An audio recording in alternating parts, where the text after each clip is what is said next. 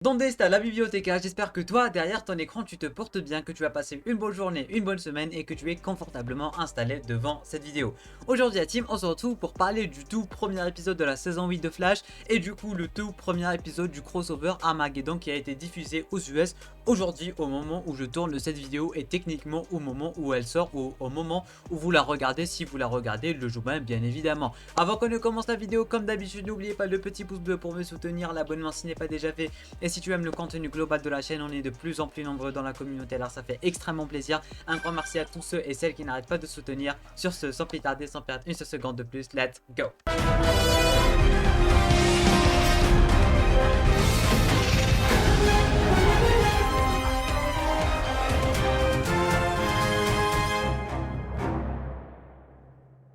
Alors, mesdames et messieurs, cet épisode était ma foi plutôt très sympathique, surtout pour un premier épisode de la saison en général. Il n'était pas vraiment ancré sur le crossover, si tu peux dire ça comme ça, c'était beaucoup plus l'intro du crossover, mais globalement en tant qu'épisode, que premier épisode de la saison 8, je l'ai vraiment apprécié et on remarque qu'il est d'une très grande qualité, tout comme les 3 premiers épisodes de la saison 7 qui étaient ma foi plutôt sympathiques. Du coup, avant de commencer, je rappelle juste que j'avais bien apprécié la saison 7 à part 2-3 petits points en ce qui concerne les effets spéciaux, mise en scène et compagnie, mais globalement j'avais bien kiffé l'intrigue et du coup avec le début de cette saison 8, on remarque directement qu'il y a un petit changement qui fait ma foi plutôt plaisir, que ça soit l'évolution des personnages globalement, mais surtout le personnage de Barry Allen. Il est plus rapide, il est plus efficace, on remarque très bien qu'il essaie de gérer de tout, de lui-même et tout, et ça confirme en tout cas ce que j'avais dit durant ma précédente vidéo, tout savoir sur la saison 8 où Eric Wallace nous avait dit que Barry Allen allait être plus rapide, plus cheaté, plus responsable, etc. etc. Et on le voit directement dès le premier épisode et ça fait extrêmement plaisir. On a eu de très belles scènes, c'était bien mis en scène et ça je m'y attendais pas du tout, surtout de la part du série, de la CW et du Arrowverse tout simplement. En tout cas ce premier épisode, il mettait vraiment en avant le côté évolution de chaque personnage, que ça soit Barry, comme je disais, il avait appris à aller plus vite, il avait appris à devenir plus efficace, etc. etc.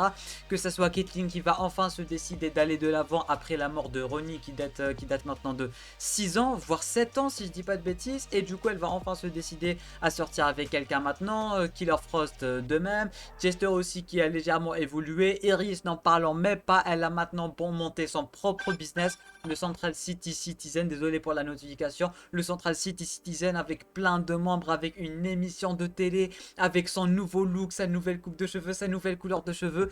Franchement on remarque beaucoup d'évolution de la part de tous les personnages et ça fait extrêmement plaisir. Et il n'y a pas que les personnages, les endroits aussi, comme je disais, le Central City Citizen et même Star Labs a évolué, ils ont changé les bureaux, ils ont changé pas mal de couleurs et ça fait extrêmement plaisir de voir qu'en fait la CW elle continue à mettre du budget sur la série. Et la série d'un côté c'est vrai qu'elle a régressé depuis la saison 3 et 4, mais d'un côté ça évolue petit à petit et la série n'est pas aussi morte que Supergirl l'était avec sa dernière saison et du coup ça fait extrêmement plaisir. On avait de belles scènes bien travaillées, bien mises en scène, on avait de bons effets spéciaux, la fameuse scène du train quand Barry et Ray étaient petits et ils ont rapetissé devant le taxi et tout. Franchement on avait de très belles scènes et ça fait extrêmement plaisir. Alors après je sais pas si c'est uniquement pour donner envie pour les premiers épisodes de cette saison 8, mais globalement ce début de saison 8 il est vraiment réussi et ça fait extrêmement plaisir. Du coup s'il fallait maintenant parler intrigue en général, Armageddon, le méchant, Despero, Ray et compagnie, ça aussi c'était plutôt cool. Déjà juste le fait de revoir Ray c'était très sympathique et c'était bien meilleur que dans son apparition dans le 30e épisode de Legends of Tomorrow, parce que là il est apparu dans le présent. On a notre Ray de maintenant, on voit son évolution, il a parlé des légendes, ils en parlé de pas mal de choses, ils ont même parlé de National City, il a parlé de sa relation avec Nora, etc.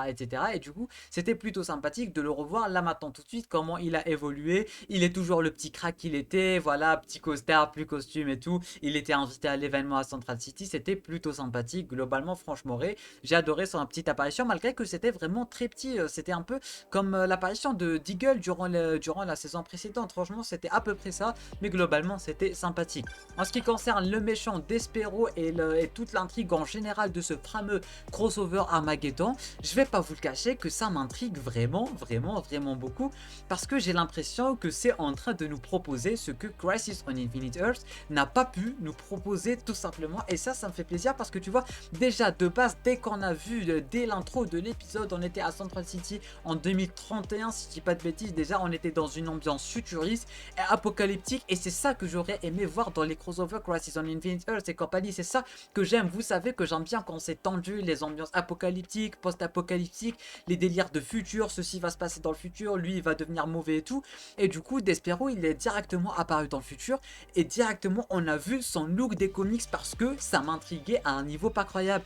Quand on avait les photos promo et quand on avait le trailer, on avait ultra peur, parce qu'on sait que la CW ils aiment vraiment pas, ils se gênent vraiment beaucoup en ce qui concerne les effets spéciaux, les personnages.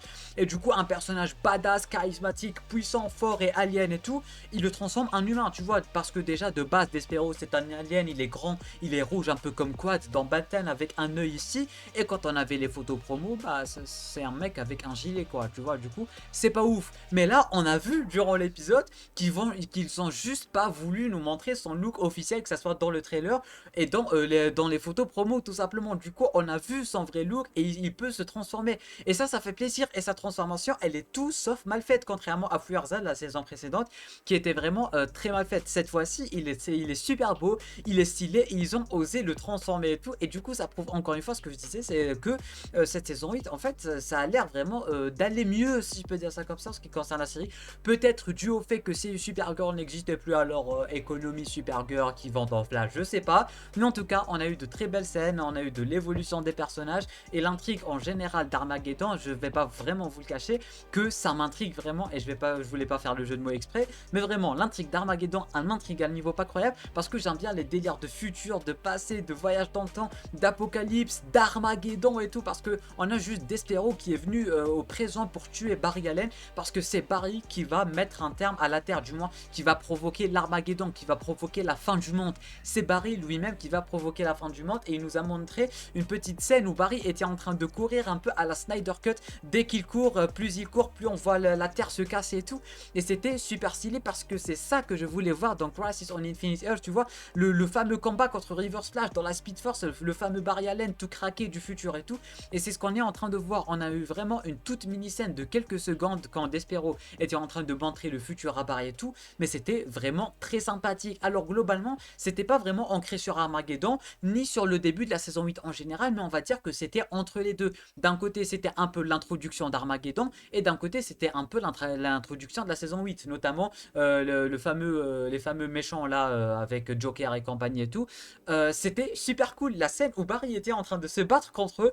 C'était super, méga, giga, ultra badass, stylé et bien foutu. C'était bien foutu quand Barry était au ralenti. Ça nous montre encore une fois à quel point il est devenu craqué, parce qu'il nous l'avait déjà prouvé avec Reverse Flash à la fin de la saison 7 tout simplement. Et là il le prouve encore plus. Il est de plus en plus craqué, de plus en plus badass. Il était en train de marcher, de changer les trucs et tout. C'était vraiment archi cool. Tout ceci pour vous dire, mesdames et messieurs, que cette saison 8 de Flash, bah elle s'annonce ma foi plutôt sympathique.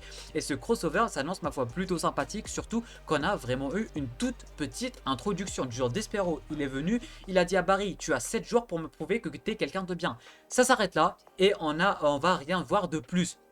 Du moins durant cet épisode, c'était vraiment une introduction, et en tant qu'introduction ça donne l'eau à la bouche et ça donne envie de savoir ce qui va se passer. Juste le nom Armageddon c'est archi stylé et ça me hype vraiment, et surtout ce délire de futur de Barry qui va provoquer la fin du monde et tout. Franchement j'ai hâte de voir comment ça va se passer, et j'ai hâte d'en savoir un peu plus sur ce nouveau futur de 2031. Et potentiellement, je sais pas, ça pourrait teaser la fin de la série, comment la série devrait se terminer, le fameux journal de 2024 qui va se finir en 2031, je sais pas. Ça ouvre plein de théories auxquelles on pourra bien évidemment théoriser tous ensemble durant un live sur la semaine tout simplement. Sur ce, merci à tous d'avoir regardé cette vidéo. Dites-moi en bas en commentaire qu'est-ce que vous avez pensé de cet épisode de Flash, que pour ma part vous aurez kiffé, enfin vous aurez deviné que je l'ai ma foi plutôt kiffé et plutôt apprécié. N'oubliez pas le petit pouce bleu, l'abonnement si ce n'est pas déjà fait. Sur ce, moi je vous dis à très bientôt pour une toute nouvelle vidéo. C'était Lamiad, portez-vous.